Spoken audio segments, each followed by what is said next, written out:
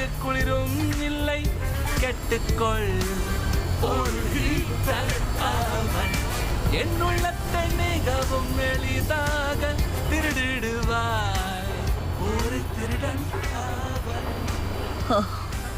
என்ன கொடுமை இது. என்ன தனியா தவிக்க விட்டுட்டியே தில்லு. நீங்க போலீஸ்காரர் தானே? இதுக்கு முன்னாடி இந்தியா பவர்னு பாட்டு பாடி ஃபைட்லாம் பண்ணீங்களா? மறக்கல. சேர்ந்து பாடுவோம் இந்தியா. கிழிஞ்சதுப்பா. அங்கிள், அந்த பேப்பரை பத்தி கொஞ்சம் சொல்லுங்களேன். அது ஆசையை நிறைவேற்றும்னு சொன்னீங்கல்ல.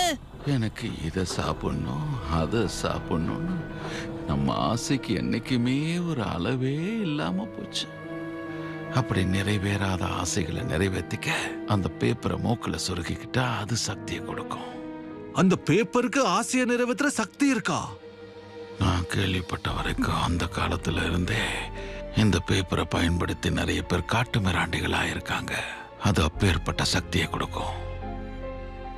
கடைசியா 35 வருஷத்துக்கு முன்னாடி தான் அது இந்தியாவில் கண்டெடுக்கப்பட்டிருக்கு. அத மூக்குல சொருகிக்கிட்ட ஒரு யானை ஒரு கிராமத்தையே கொடூரமா அழிச்சிருக்கு. யானையா? நான் விரும்புற வாழைப்பழங்களை விளைவிக்கிற அழகான கிராமம் அது. இங்க பாருங்க, அதோட மூக்குல 2 பேப்பர் துண்டு சொருகி இருக்கு. யாருக்கு தெரியும், அந்த யானைக்கும் வாழைப்பழங்களை சாப்பிடணுங்கிற ஆசை இருந்திருக்கும். அதனால அந்த கிராமத்தையே அழிச்சிருக்கலாம். இப்ப நம்ம பூஜன் நிலைமை என்ன ஆகும்? ஒருவேளை அந்த 2 பேப்பரும் அவன் மூக்கோட 2 தூரத்துக்குள்ளேயும் போயிடுச்சுன்னா அதுக்கப்புறம் அவனை அதுதான் ஆள ஆரம்பிக்கும். அவன் காட்டு மிராண்டியா மாறிடுவான்.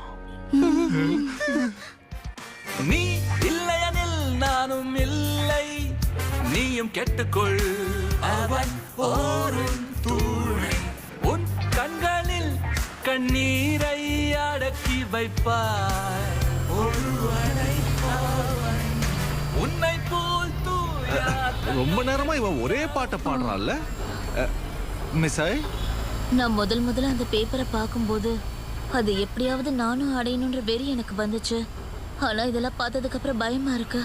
இப்போ அந்த பேப்பர் அந்த பையனை கட்டுப்படுத்தி வச்சிருக்கு. அந்த இன்னொரு பேப்பரும் தானா இனிமே அவனை தேடி வரும். இப்போ அந்த புரி பையனோட பேக்ல இருக்கிற அந்த இன்னொரு பேப்பரை இவனை தேடி வந்துட்டா அதுக்கப்புறம் இவன் ஒரு முழு அரக்கனா மாறிடுவான். என்னது, ஷின்சான் கிட்ட என்ன இருக்கு?